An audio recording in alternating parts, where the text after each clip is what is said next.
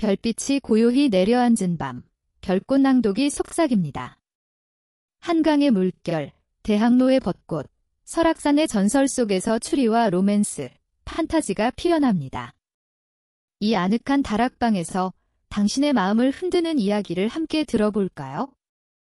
환상의 숲에서 마주한 시인 다온과 인간의 모습을 한 수호령 원령.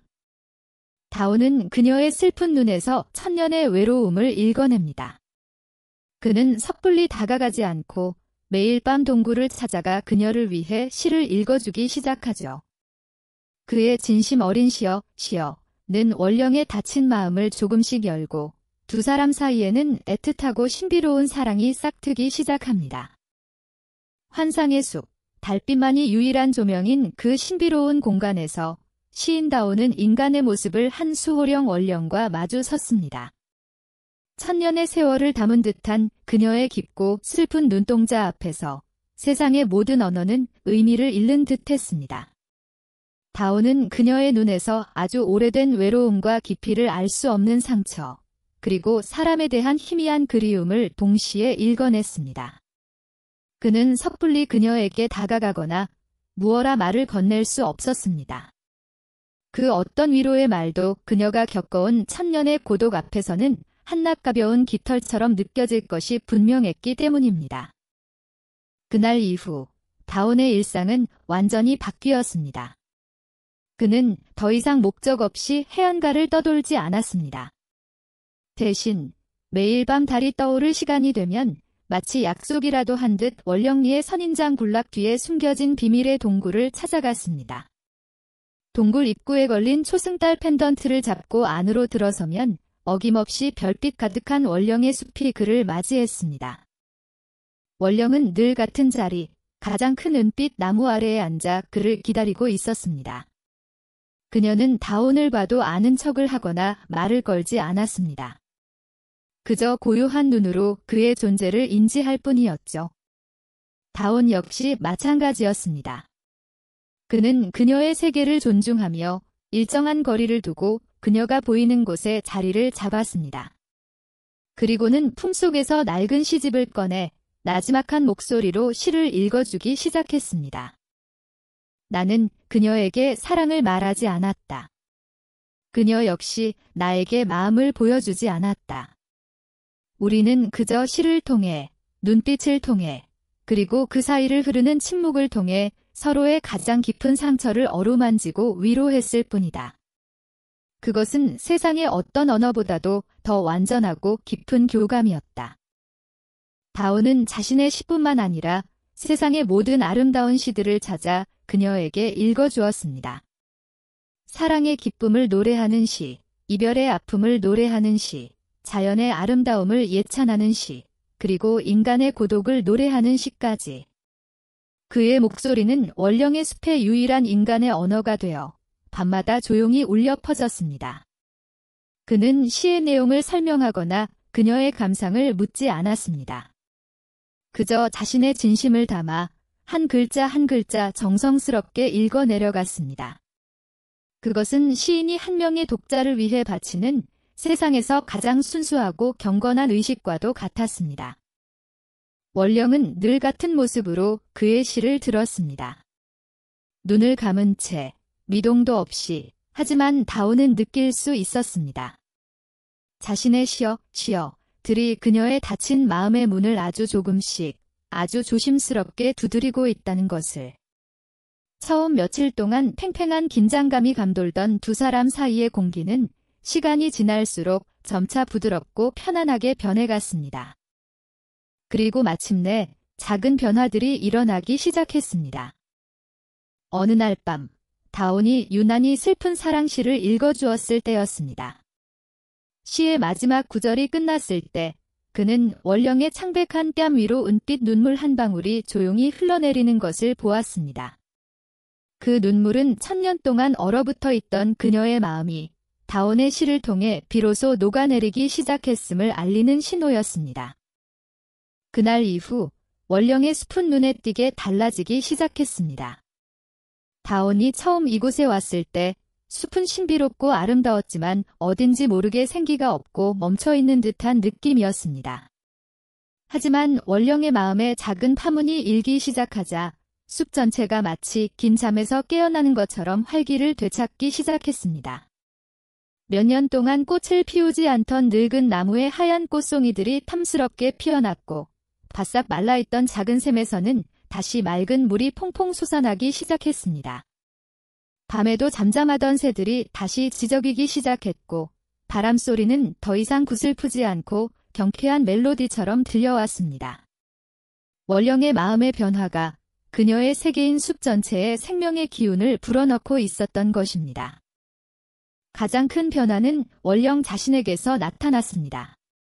그녀는 더 이상 슬픔에 잠긴 표정으로 앉아있지만은 않았습니다. 다온이 시를 읽어줄 때 그녀의 입가에 아주 오랜만에 희미한 미소가 피어났습니다. 그 미소는 너무나도 옅어서 자칫하면 놓칠 수도 있을 정도였지만 다온의 눈에는 세상 그 어떤 것보다도 찬란하게 보였습니다. 어느 날에는 다온이 숲에 들어서자 원령이 직접 맑은 샘물을 떠다 그에게 건네주기도 했습니다.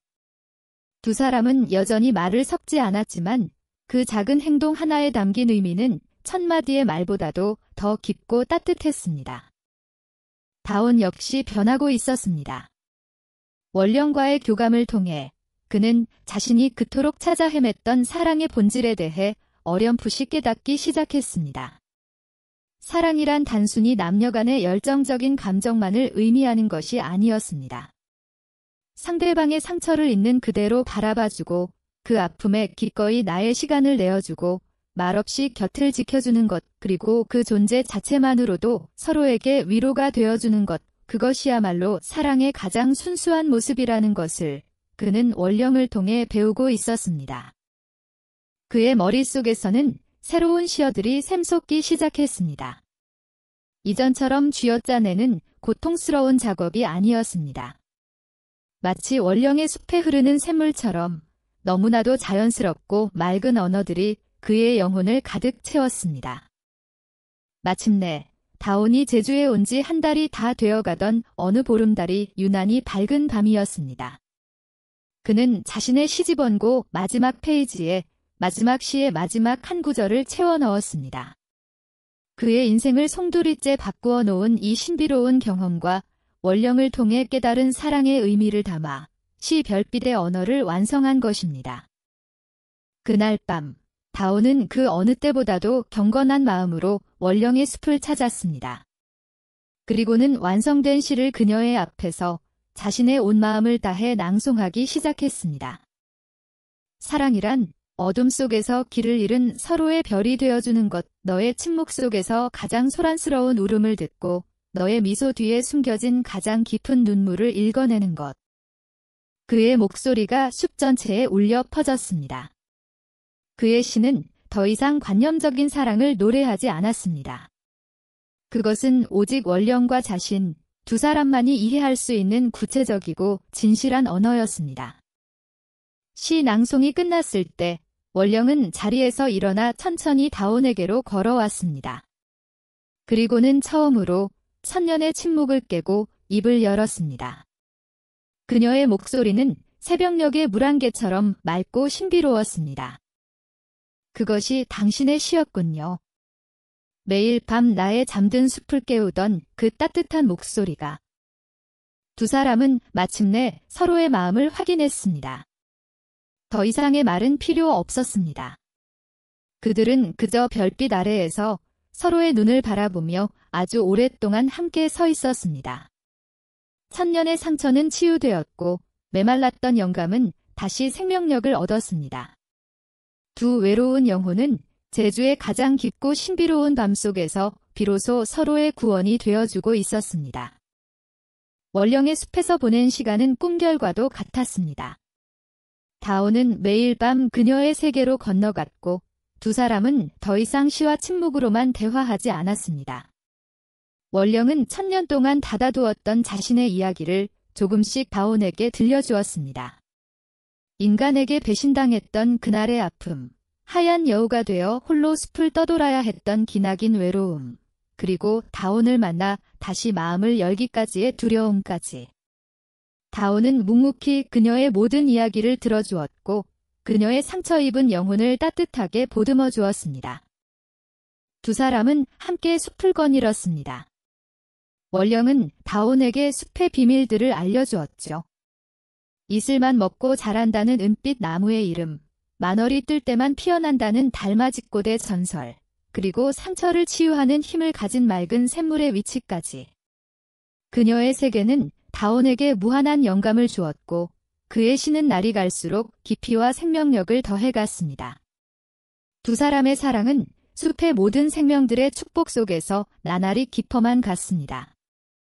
다온은 이 행복이 영원할 것이라고 믿고 싶었습니다. 서울에서의 팍팍했던 삶, 작가로서의 고뇌 같은 것은 이미 까마득하게 잊은 지 오래였습니다. 그는 이 신비로운 숲에서 월령과 함께라면 평생이라도 살아갈 수 있을 것 같았습니다. 어쩌면 자신도 이 숲의 일부가 되어 그녀와 함께 늙어갈 수 있지 않을까 하는 헛된 희망마저 품게 되었죠. 하지만 영원한 것은 없었습니다. 운명은 가장 행복한 순간에 가장 잔인한 얼굴을 드러내는 법이니까요. 어느 날 서울의 출판사로부터 전화가 걸려왔습니다. 그의 시집이 별빛의 언어의 최종 교정본이 나왔으니 이제 그만 서울로 돌아와 마지막 작업을 마무리해달라는 연락이었습니다. 더 이상 미룰 수 없는 현실의 부름이었습니다. 그 전화를 받는 순간 다온은 자신이 애써 외면하고 있던 진실과 마주해야만 했습니다. 자신은 결국 이곳을 떠나야 하는 인간이라는 사실을요. 그날 밤 다온은 무거운 마음으로 월령의 숲을 찾았습니다.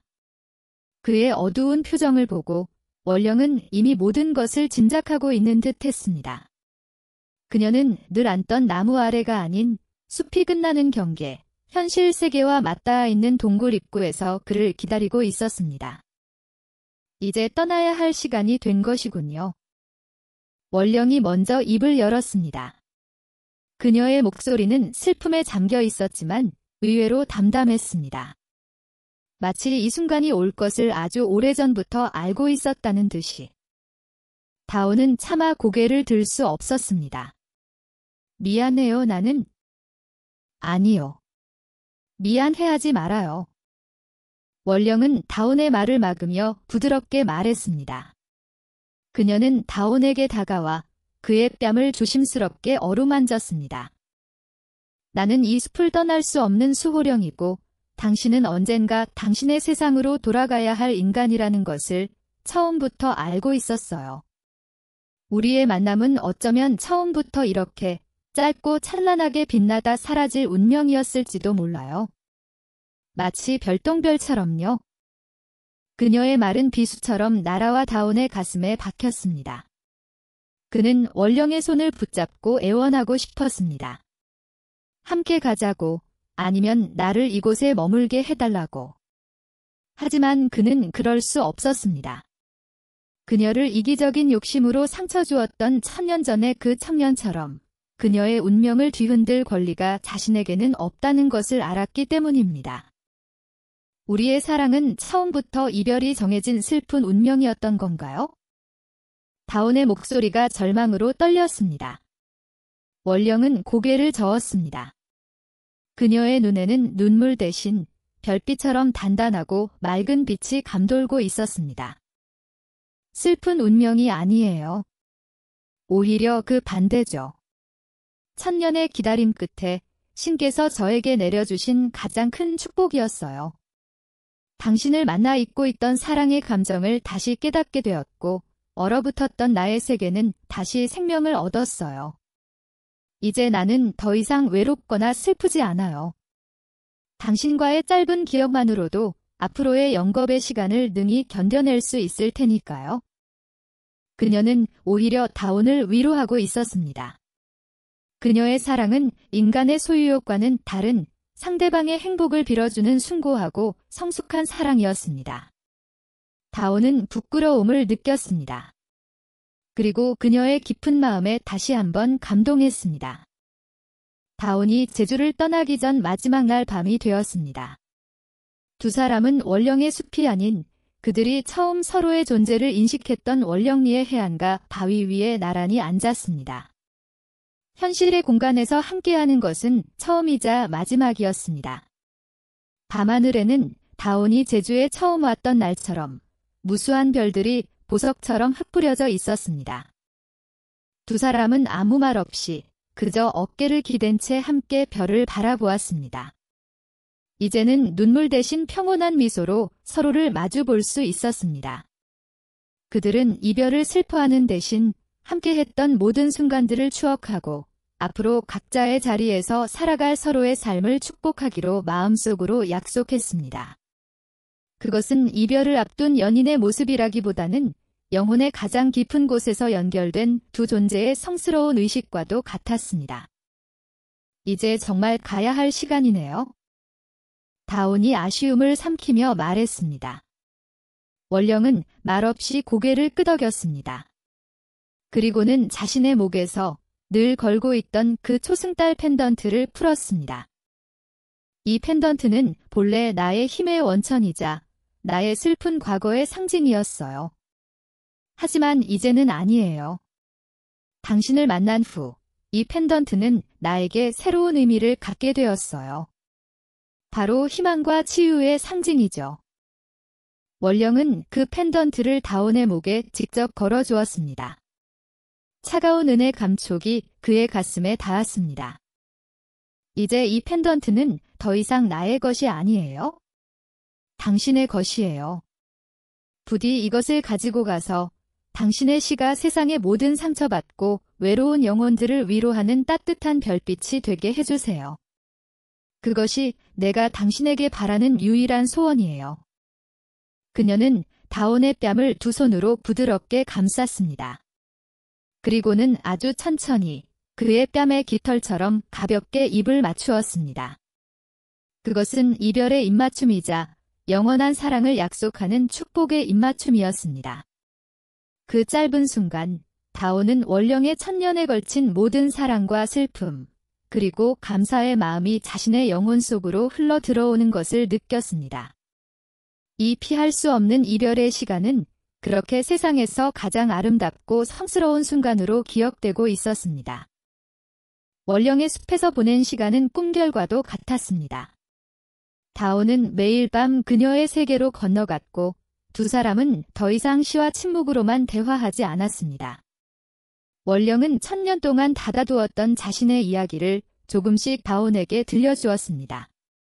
인간에게 배신당했던 그날의 아픔, 하얀 여우가 되어 홀로 숲을 떠돌아야 했던 기나긴 외로움, 그리고 다온을 만나 다시 마음을 열기까지의 두려움까지. 다온은 묵묵히 그녀의 모든 이야기를 들어주었고 그녀의 상처 입은 영혼을 따뜻하게 보듬어 주었습니다. 두 사람은 함께 숲을 거닐었습니다.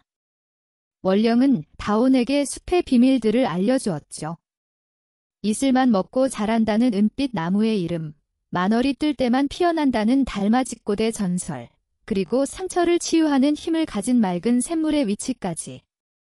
그녀의 세계는 다온에게 무한한 영감을 주었고 그의 시는 날이 갈수록 깊이와 생명력을 더해갔습니다. 두 사람의 사랑은 숲의 모든 생명들의 축복 속에서 나날이 깊어만 갔습니다. 다온은 이 행복이 영원할 것이라고 믿고 싶었습니다. 서울에서의 팍팍했던 삶, 작가로서의 고뇌 같은 것은 이미 까마득하게 잊은 지 오래였습니다.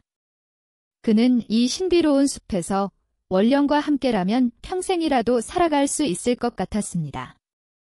어쩌면 자신도 이 숲의 일부가 되어 그녀와 함께 늙어갈 수 있지 않을까 하는 헛된 희망마저 품게 되었죠. 하지만 영원한 것은 없었습니다.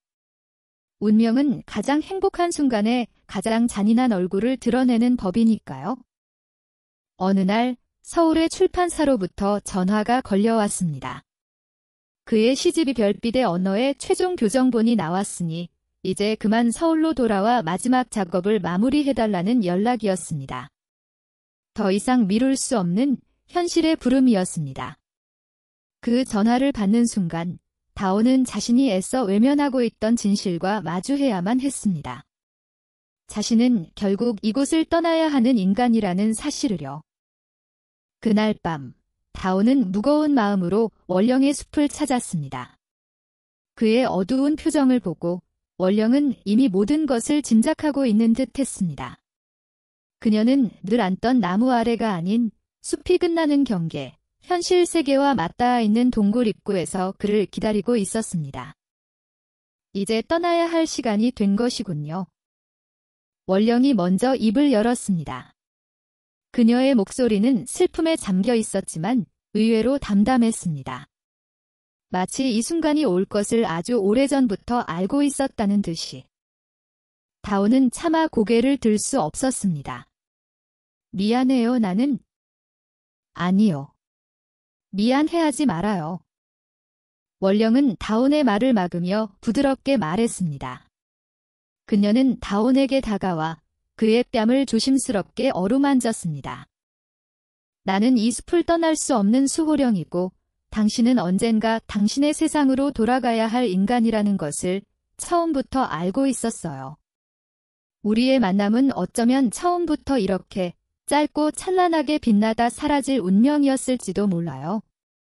마치 별똥별처럼요. 그녀의 말은 비수처럼 나라와 다온의 가슴에 박혔습니다.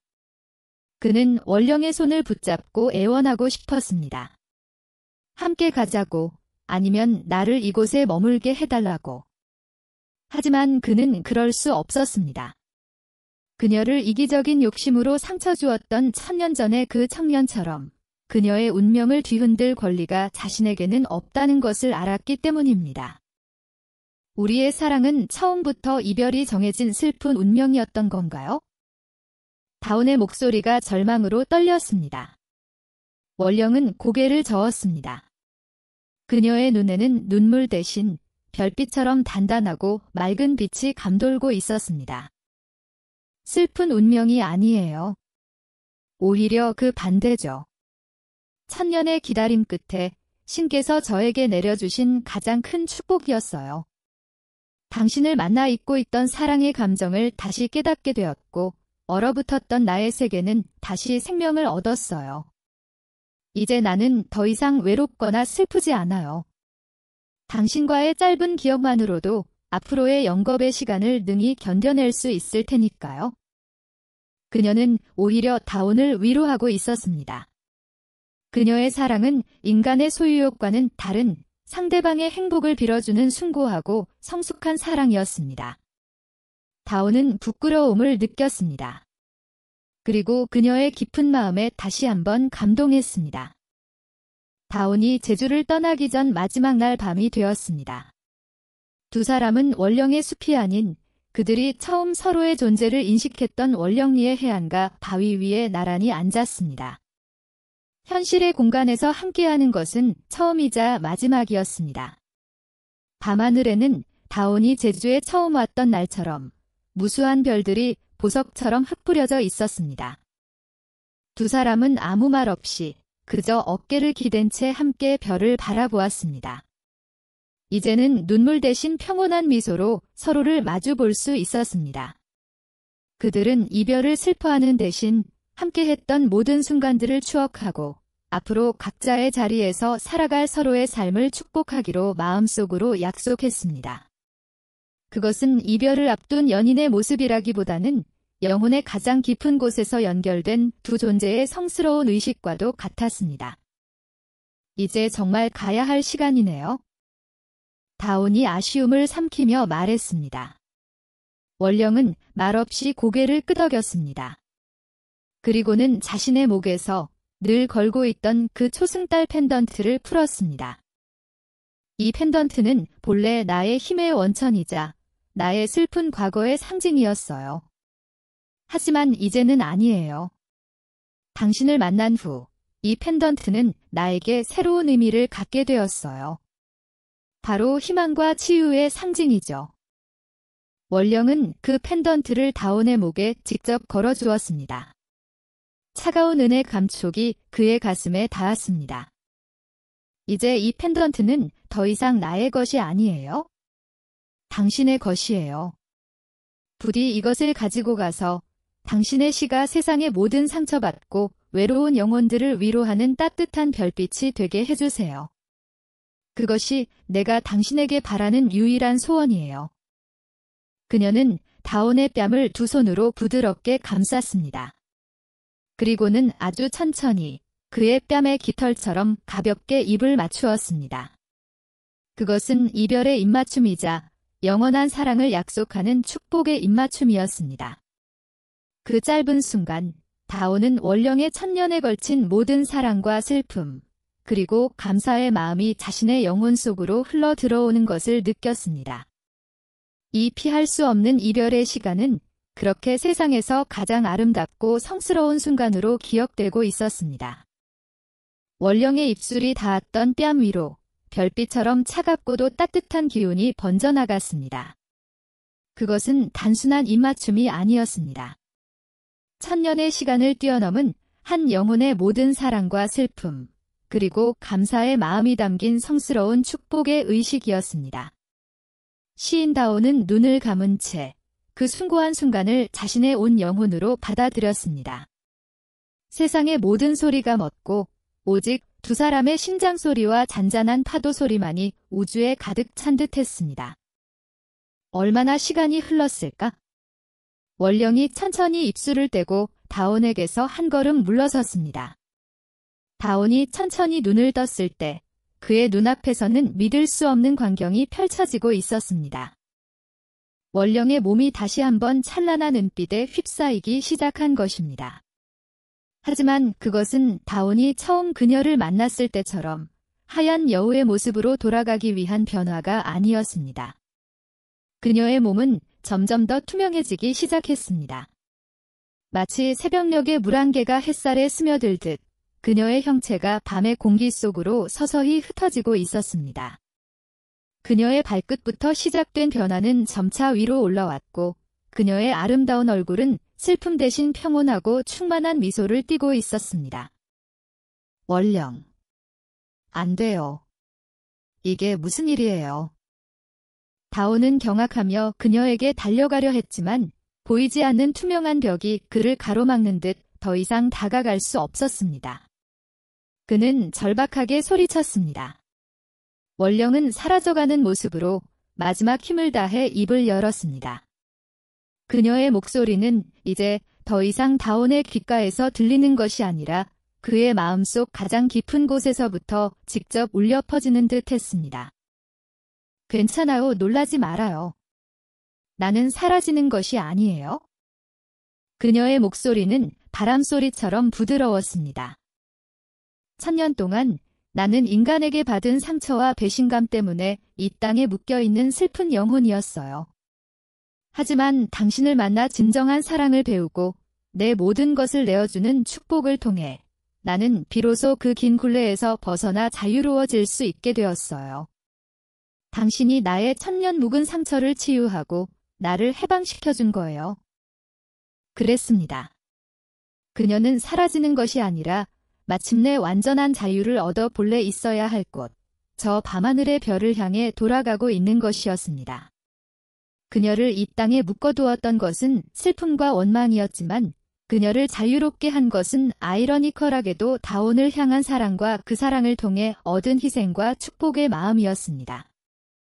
어느새 원령의 모습은 거의 사라지고 그녀의 아름다운 얼굴 윤곽만이 희미하게 남아 있었습니다. 그녀는 마지막으로 다온을 향해 세상에서 가장 아름답고 평온한 미소를 지어 보였습니다. 고마워요, 나의 시인.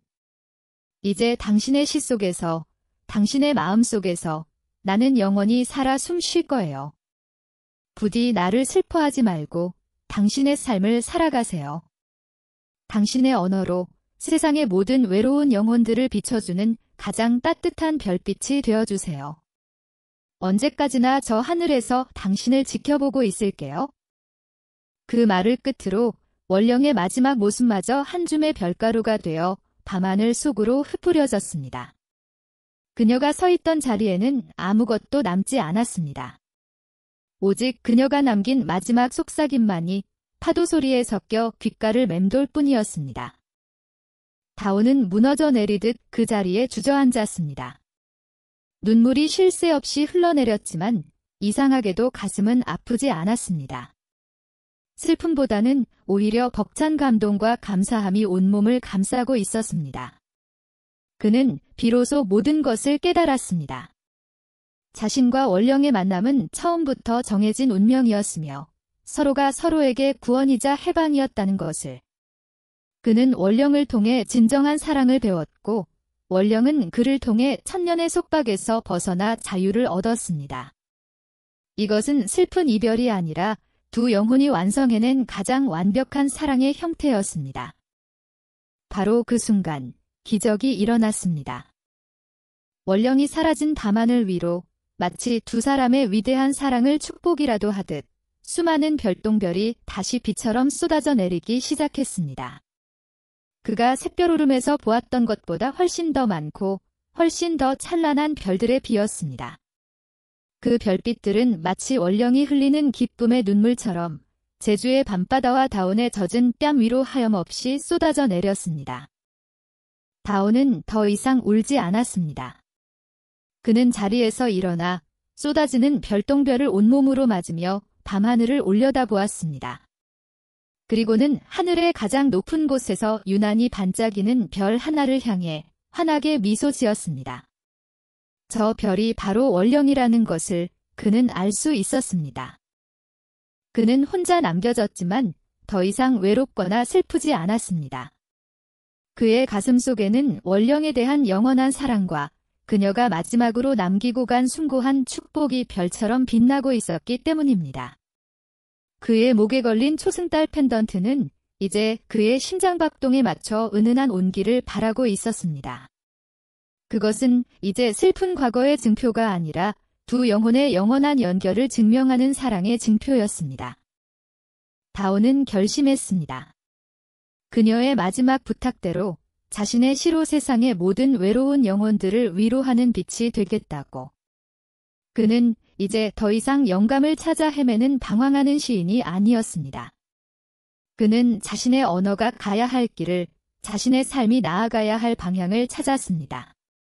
원령과의 만남과 이별은 그를 한 명의 시인에서 세상을 치유하는 영혼의 축복자로 거듭나게 한 것입니다.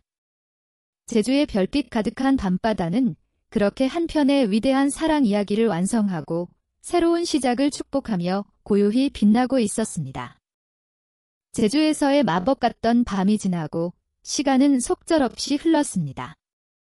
시인 다온은 서울로 돌아왔습니다. 그의 손에는 완성된 시집의 별빛의 언어의 원고가, 그리고 그의 목에는 원령이 남긴 초승달 펜던트가 여전히 걸려 있었습니다. 잿빛 빌딩 숲과 숨막히는 인파, 모든 것이 제주로 떠나기 전과 똑같았지만 다온 자신은 완전히 다른 사람이 되어 있었습니다. 그의 눈은 더 이상 공허하지 않았고 그의 발걸음은 더 이상 방황하지 않았습니다. 그의 안에는 이제 결코 마르지 않을 이야기의 샘과 영원히 빛을 잃지 않을 사랑의 기억이 자리 잡고 있었기 때문입니다. 몇 달 후, 다온의 시집이 별빛의 언어는 세상에 나왔습니다. 처음에는 아무도 주목하지 않은 젊은 시인의 평범한 시집 중 하나일 뿐이었습니다. 하지만 그의 시를 읽은 사람들의 입에서 입으로 조용한 파문이 번져나가기 시작했습니다. 그의 시에는 사람의 마음 가장 깊은 곳을 어루만지는 이상하고 따뜻한 힘이 있었습니다.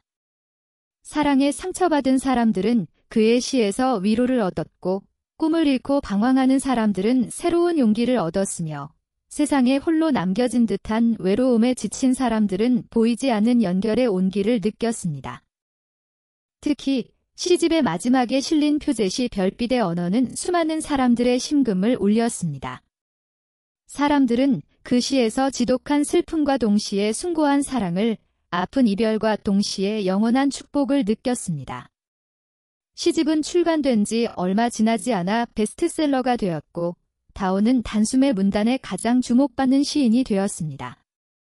수많은 인터뷰 요청과 강연 제의가 쏟아졌지만 그는 대부분의 제안을 정중히 거절했습니다. 그리고는 가끔 작은 책방이나 도서관에서 열리는 조촐한 낭독회에만 모습을 드러냈습니다. 그는 낭독회에서 자신의 시가 어떻게 탄생했는지에 대해 자세히 설명하지 않았습니다. 그저 아주 특별한 섬에서 아주 특별한 존재에게 받은 선물이라고만 말할 뿐이었습니다. 하지만 그의 시를 듣는 사람들은 모두 느낄 수 있었습니다. 그의 목소리에 실린 진심과 그의 언어 속에 담긴 신비로운 온기를. 어느 가을밤, 다오는 한 대학의 작은 강당에서 열린 낭독회에 참석했습니다. 그는 그날따라 유난히 원령이 그리웠습니다. 그는 자신의 시집 마지막 페이지를 펼치고 마이크 앞에 섰습니다. 그리고는 찾아온 청중들이 아닌 저 멀리 제주의 밤하늘 어딘가에서 자신을 지켜보고 있을 단 한 사람의 독자, 원령을 위해 시를 읽기 시작했습니다. 사랑이란 어둠 속에서 길을 잃은 서로의 별이 되어주는 것. 그의 낭송이 끝나자 강당 안은 깊은 침묵과 감동으로 가득 찼습니다. 몇몇 사람들은 조용히 눈물을 훔치기도 했습니다. 질의응답 시간이 되자 한 젊은 학생이 손을 들고 물었습니다. 선생님의 시를 읽으면 마치 제 마음을 들여다본 것처럼 위로를 받습니다. 선생님께 사랑이란, 그리고 제주란 어떤 의미인가요? 어떻게 그런 글을 쓰실 수 있었나요? 다오는 잠시 눈을 감고 제주의 밤을 떠올렸습니다. 거칠게 불어오던 화산 바람 소리, 별빛 가득했던 샛별오름의 밤하늘, 그리고 자신을 바라보던 원령의 깊고 슬픈 눈동자. 그는 희미하게 미소를 지으며 마이크를 통해 청중들에게, 그리고 이 이야기를 듣고 있는 우리 모두에게 말을 걸기 시작했습니다. 그의 목소리는 이제 한 명의 시인이 아닌 삶의 비밀을 엿본 현자의 그것처럼 깊고 잔잔하게 울려 퍼졌습니다. 저는 제주에서 길을 잃었습니다. 제가 가진 모든 것이라 믿었던 시를 잃어버렸고 가야 할 길을 찾지 못해 방황했죠. 하지만 바로 그 길 잃은 곳에서 저는 제 인생의 가장 소중한 것을 찾았습니다. 바로 제 시의 진정한 주인이자 제 영혼의 영원한 사랑을요. 그는 자신의 목에 걸린 초승달 펜던트를 가만히 매만졌습니다. 그녀는 저에게 가르쳐 주었습니다. 진정한 사랑이란 소유하는 것이 아니라 내어주는 것이며, 이별은 끝이 아니라 새로운 시작을 위한 축복이라는 것을요. 그리고 시란 그저 아름다운 언어의 유희가 아니라 상처 입은 영혼을 치유하고 외로운 마음들을 연결해주는 별빛의 언어라는 것을요. 원령은 지금도 제주의 그 숲에서 저의 시를 읽으며 평온하게 미소 짓고 있겠죠. 저는 그녀의 축복 덕분에 이제 더 이상 외롭거나 두렵지 않습니다. 다오는 잠시 말을 멈추고 강당을 가득 메운 젊은 얼굴들을 하나하나 둘러보았습니다. 그들의 눈 속에는 각기 다른 고민과 꿈, 그리고 상처들이 담겨 있었습니다.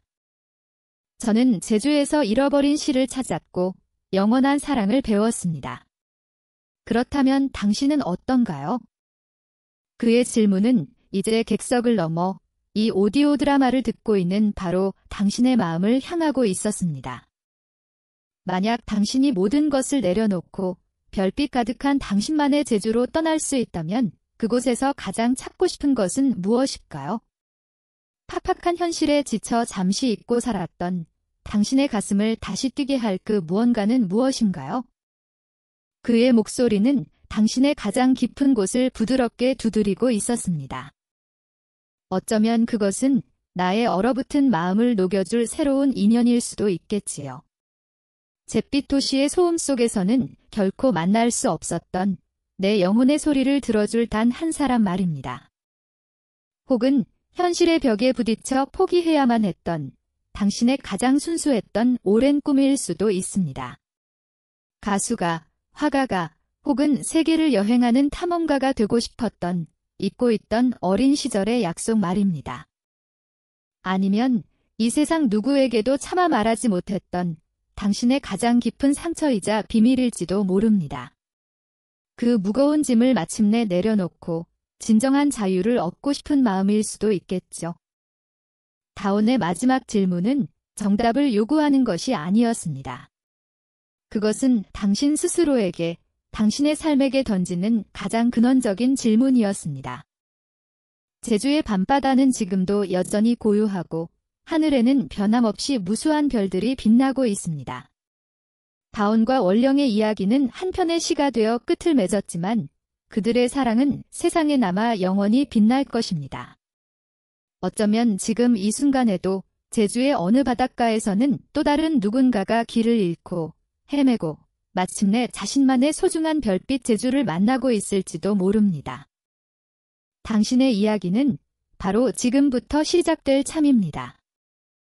제주의 밤바다는 여전히 고요하고 하늘에는 변함없이 별들이 빛납니다. 다온과 원령의 이야기는 끝났지만 그들의 사랑은 시가 되어 세상에 남아 영원히 빛날 것입니다. 어쩌면 지금 이 순간에도 제주의 어느 바닷가에서는 또 다른 누군가가 자신만의 별빛 제주를 만나고 있을지도 모릅니다.